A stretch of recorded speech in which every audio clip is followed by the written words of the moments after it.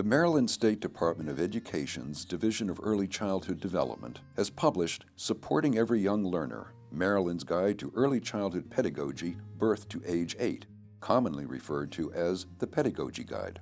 The Maryland Early Learning Standards are found in the appendix of the Pedagogy Guide. We hope you find this video to be a useful tool as you work with Maryland's children. Questions are typically categorized as being either low-level or high-level. A skilled teacher is adept in providing a balance between low-level and high-level questions to improve children's understanding and comprehension. Open-ended questions allow students choice and flexibility in expressing themselves. This type of question provides students with multiple response opportunities and encourages class discussion. Research suggests that there are benefits to students when a classroom has greater amounts of collaboration, as opposed to teachers doing a majority of the communication. Discussions are opportunities for a dialogue to take place. Discussions can be between a student and teacher or between students. Often we look at implementing new programs or using data to make changes and improvements. Instead, our focus in this video is on building teacher capacity by examining the interactions between students and teachers. The titles of the other three videos are Student Engagement, Feedback, and Using Center Activities to Foster Social Foundations and Inquiry-Based Skills. All four videos can help us be more intentional in our interactions with children. In this video, let's observe kindergarten and pre-kindergarten classes as teachers use questioning and discussion to promote student learning and understanding. I try to use a range of questioning in my lessons. I like to ask open-ended questions, especially when I'm teaching STEM or math lessons. Let me ask you something. Oh, be careful. Look, it looks like there are two squares on this side. How did it become a rectangle? Because that but it wouldn't stay as Did you notice when you put the two squares together, this side became longer? Yeah, but nothing happens here, right? Because we're not adding anything on this side of This one's taller and this one's lower. But what's different with 3D shapes and flat shapes? Like this is a square. And then this is a cube.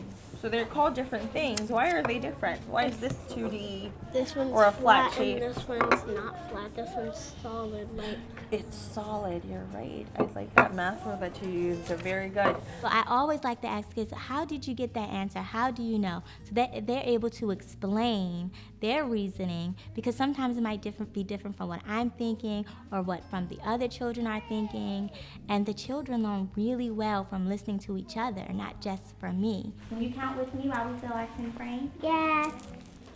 1, 2, 3.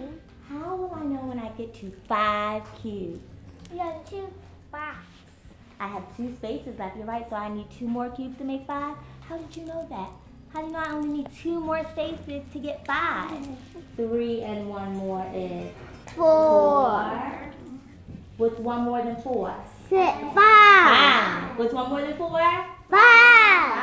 I always try to incorporate a lot of questioning into center time, and I noticed today there was a great example where I had 3 English language learners working together in the Puzzles and Games Center. There it is. What's that called? Can you ask Emmanuel?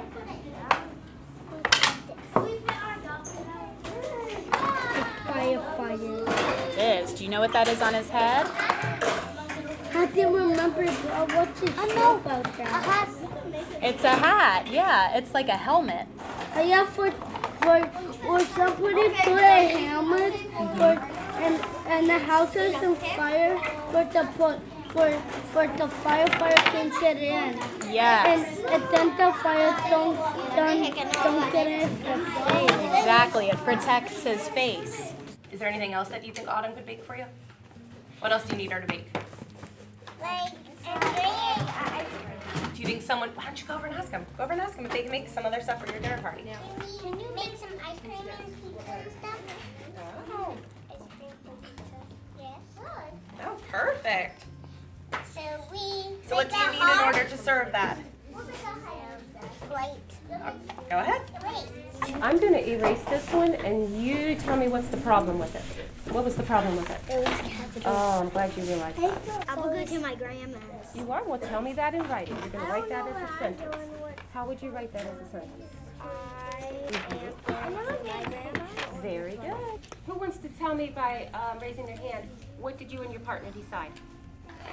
Which card do you need? SH. Which card did you and your partner decide? SH. And you? SH. So you all had SH? So it's the shell card that says. The science lesson that we were working on in my classroom is about forces and interactions. So the students were participating in a design challenge. What's happening when there's a sail that's up? What is it doing? It's making it like float. Okay, well think about, so yes. The air comes into it so it can move it. Oh, so what is the air doing? It's pushing It's pushing the sail, right? So they put the sails on the boat so that the sail can act like a catcher, right? Like a mitt is catching a ball. So when the air is pushing, the sail is catching it so the boat can move. All right. Okay, well, we're going to test this boat to see. Now I want you to pay a little bit of attention to where your sail is facing, because maybe that can be something that you can change, or maybe you don't have to. I don't know. We'll see. It's amazing what the kids have in their prior knowledge. At the beginning of the unit, we talk about what it means to be an engineer. And then we read a story called Rosie Revere, the Engineer. We talked about force, we talked about energy, and we practiced rolling marbles in between each other. And they had to determine what was making the marble move and rolled it into how do you build a ramp. I want you to decide who is going to draw the plan, or you're going to draw it together. What is your plan going to be? What is your idea? What is your ramp going to look like? Think about what tools in the classroom you might use to build it. So Cameron says maybe you should put something at the bottom of the ramp to stop the marble so that nobody has to catch it. What do you think about that? Think about the picture. Explain it. So these are chairs. So the word. We're going to roll the balls. We're going to roll the balls right here. We're going to get some chairs. So then I'm going to draw mine. You're going to draw. I'm going to draw green right. Is that similar to what we did on Tuesday? Yeah. The next generation science standards are a new set of science standards for the classroom. And we were learning about force and motion, or push and pull. So in order for the students to really show their understanding of force and motion, we worked on a design challenge, and they needed to design and build boats that were able to stay afloat. You're saying you're kind of worried because the boat is tall that it might tip over if you add something to the top. So it gets too heavy now. Is there anything else you think you might want to use? Can we get 2 chairs?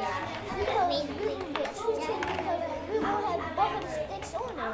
Oh, so do you want to use a stool or 2 chairs? What do you think? Or both? Or what did you feel when you put your hand in here? Felt a circle and the other circle, and then it was round. It was round. So you're 100% sure that it's a cylinder. For small groups, it's a really important tool, I think, in my classroom, because I'm able to differentiate even in the questions that I'm asking or the tasks that the students are asked to do. Another part of differentiation is the idea of open-ended projects, so then the children have choices. Tell me about your airplane. There's a lot of seats, so a lot of people can sit in it. What do you think would be under here? The ground. The ground? But you know what? Jemias might have an idea too, because as soon as we were talking about that, his eyes perked up. Ask him, what does he think goes down there? Oh, he's been on an airplane before, so he knows. Have you ever been on an airplane before? Tell him a little louder. What do they put down underneath of the seats?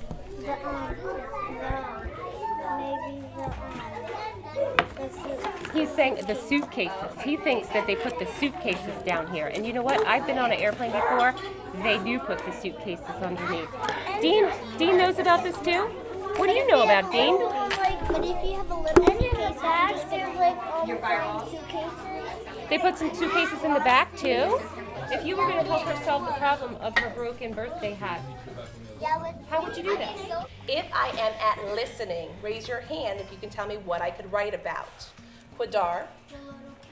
How did you know it wasn't a rectangular Because it prism? wasn't as long as one. It wasn't as long as a rectangular prism, the sides. The sides. Okay, did they all feel equal to you? That's why.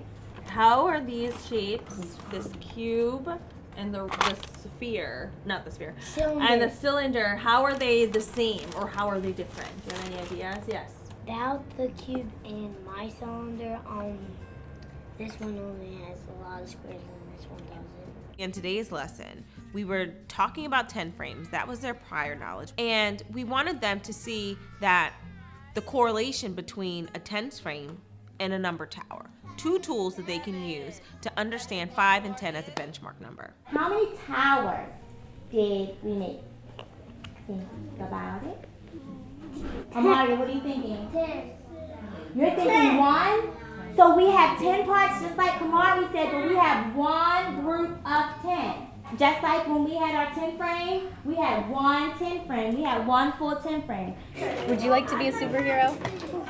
I want to be a superhero and be really strong. Yeah. What would your superpower be? A laser eye. I would not be a Superman. You have laser eyes. And fires running here. I forgot when I was at Okinawa. All right. First of all, do you have a question that you might have about his writing? Because I know when I read this, I had lots of questions for him. Do you have a question about his writing? Is Okinawa. That's the same question I had. Did you hear what she said? Where is Okinawa? Oh, like it's a castle. Okay. I was thinking it might look like a castle too, or the roof of a building or something like that. What are these little legs that are coming out of your? That looks pretty cool. What is that? It is designed. So we made our changes, right? Are you happy with your ramp? Yes. Let's see if it works. The challenge for teachers is twofold.